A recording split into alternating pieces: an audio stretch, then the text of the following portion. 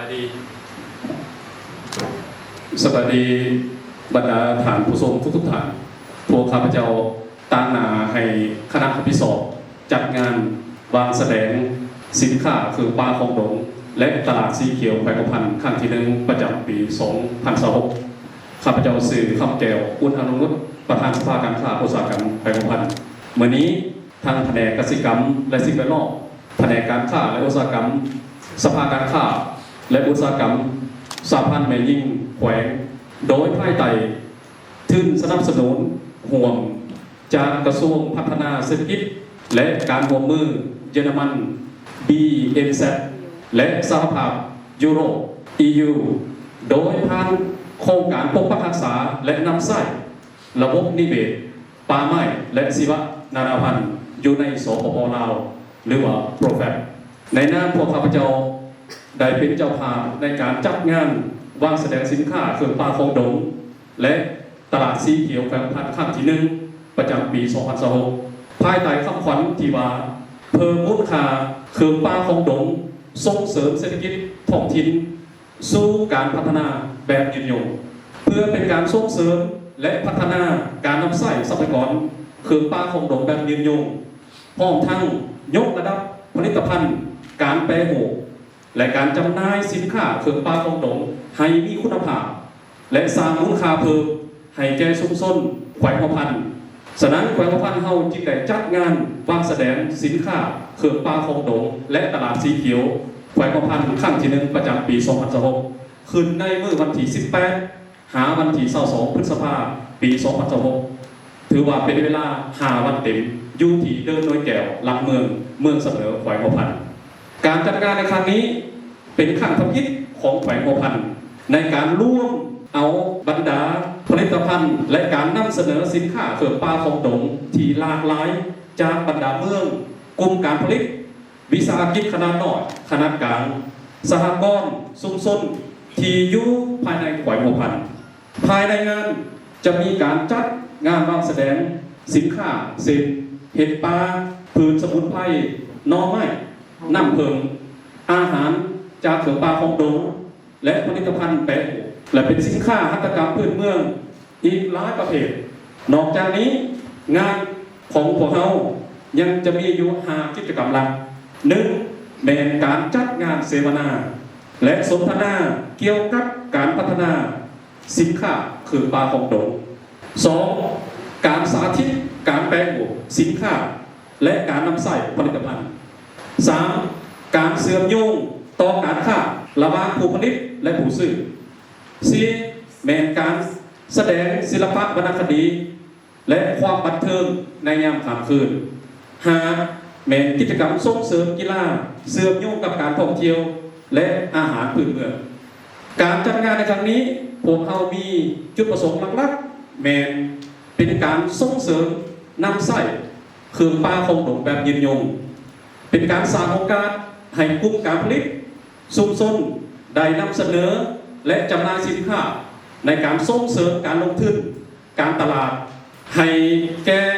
สินค้าเครื่องปลาของดงในการพัฒนาสินค้าให้มีมาตรฐานและก็มีการแข่งขัน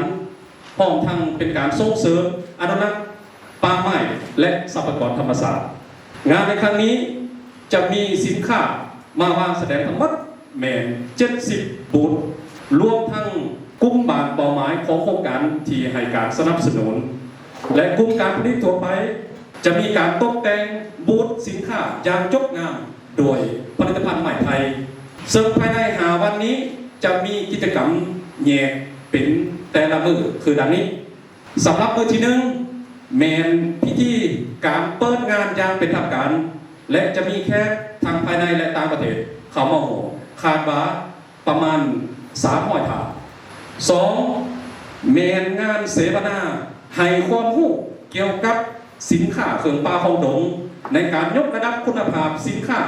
ให้ได้มาตรฐานให้แก่ผู้บริโภคจากผู้เชี่ยวชาญที่ได้ชนะเลิศจากการแข่งขันนวัตกรรมต้องโสมูลค่าเพิ่มจากโครงการโปรแฟกและการเผยแพร่โครงการในการช่วยเหลือของโครงการต่อกอบผาธุรกิจขนาดน้อยหรือว่า SME มื้อที่3ตอนเช้าแม่พวกเราจะมีการแข่งขันแล่นมาราธอน ระยะ5กิโลและ10กิโลออกตัวเมืองสำเหนือและทั้งเป็นการเสวนาทั้งด้านสหกรณ์รวมหมู่และนวัตกรรม AI ในยุคใหม่จากภาคธุรกิจที่มีประสบการณ์ระดับประเทศสำหรับมื้อที่4แม่นงานเสวนานโยบายและยุทธศาสตร์การส่งเสริมสร้างมูลค่าเพิ่มของเครื่องป่าของดงและมีส่วนร่วมของสมาคมไม้ปองกลุ่มการผลิตต่อนโยบายและการบริการผลิตภัณฑ์ต่างๆของธนาคารหมายความว่าธนาคารธนาคารสาขาแขวงพันจะขึ้นบรรยายเพื่อให้ภาคธุรกิจและสังคมได้เข้าถึงสินเชื่อในการขยายการตลาดหาลูกค้ากลุ่มผู้ผลิตและผู้ธุรกิจขนาดน้อยขนาดกลางที่ใส่ระบบสินเชื่อของธนาคารอย่างทั่วถึงสำหรับมื้อที่5แมนการแข่งขันหัตถกรรมจักสานไม้ปองและการสาธิตแปรรูปสินค้าจำนวนหนึ่งพร้อมกันนั้นแมนจะได้รับฟังความคิดเห็นจากเจ้าของบูธเจ้าของธุรกิจที่มาลงบูธในครั้งนี้ว่าพวกเขามีความคิดเห็นแนวใดและมีประสบการณ์แนวใดต่อกับงานในครั้งนี้พร้อมทั้งให้ข้อเสนอฉะนั้นมาวันนี้ข้าพเจ้าขอมองเวทีนี้ให้ทั้งแผนกกสิกรรมและแผนกการค้าเป็นผู้นำเสนอในเบียบของข้าพเจ้าข้าพเจ้าต่อไปขอเชิญทางแผนกกสิกรรมซึ่งต่อสวัสดีบรรดาทานสื่อมวลชนพี่น้องผู้ศาสตร์ที่เคารพนับถือทุกท่านสมรักในการจัดงานเครื่องป่าของดงครั้งที่1ประจำปี 2026 เพื่อเฮ็ดให้การคุ้มครองปกปักรักษาเครื่องป่าของดงได้ยืนยงตอบสนองกับการพัฒนาเศรษฐกิจสังคมแก้ไขชีวิตการเป็นอยู่แก้ไขความทุกข์ยากของประชาชนบรรดาเผ่าเพื่อให้บรรลุตามจุดประสงค์ดังกล่าวจึงได้ปฏิบัติผ่านขบวนการหลักดังนี้อันที่1แม่นการเปลี่ยนแปลงการ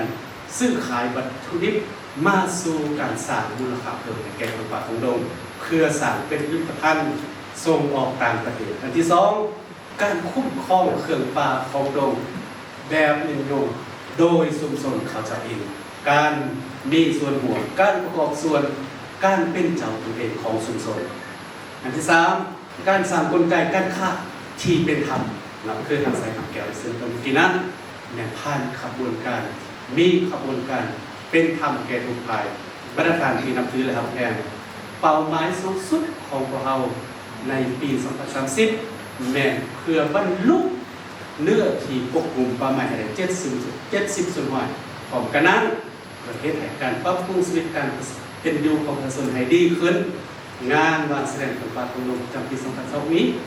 จะเป็นเวทีแสดงให้เห็นถึงความมุ่งมั่นของพวกเราในการ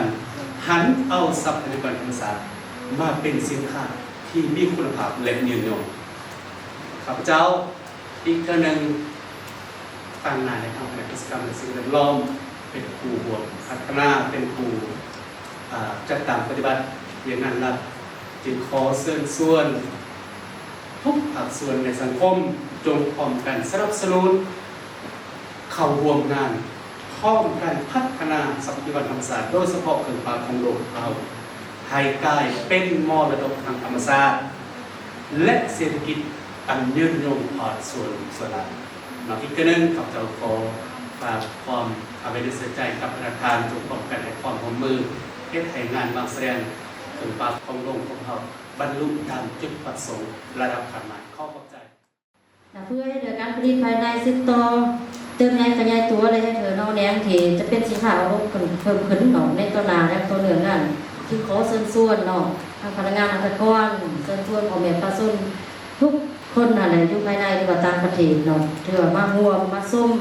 หน้าฟังเนาะที่ว่าจะมีการแลกเปลี่ยนสนทนาทางด้านธุรกิจจัดหลากหลายภาคส่วนทางนี้ก็เพื่อเป็นพื้นฐานที่ว่าให้พวกเรานำเอาความรู้มาประยุกต์ใช้ในการดำเนินกิจการของพวกเราในตลาดให้มีวัตถุภายในตัวขึ้นเรื่อยๆดังนั้นอย่าลืมอย่าขาดหาโอกาสให้ได้มาร่วมงานกับพวกเราในระหว่าง18 22 พฤษภาคม 2026ที่สวนแก้วหลักเมืองสำนักแปลงพันธุ์ขอขอบใจสำหรับงานของนี้ครับเน้นธีมแบบเป็นธรรมศาสตร์นำไส้ผลิตภัณฑ์เครื่องป่าของดงเป็นมิตรหน่วยสลายใดอันนี้เป็นทีมหลักของเราเลย ลดการนำใช้พลาสติกลดการนำใช้วัสดุที่ว่าเป็นมิตรเนาะอันนี้จะเป็นแบบอย่างเป็นความคิดที่ดีรวมตั้งแต่ขวดน้ำเอาไปพยายามลดลงเราจะพยายามใส่ทางน้ำที่หมุนเวียนใส่จอกน้ำเวียนนี่คือว่าคอนเซ็ปต์ของงานเลยแน่นอนว่าเราจะเป็นตัวอย่างที่ดีเนาะเราต้องในสร้างงานตรงกัน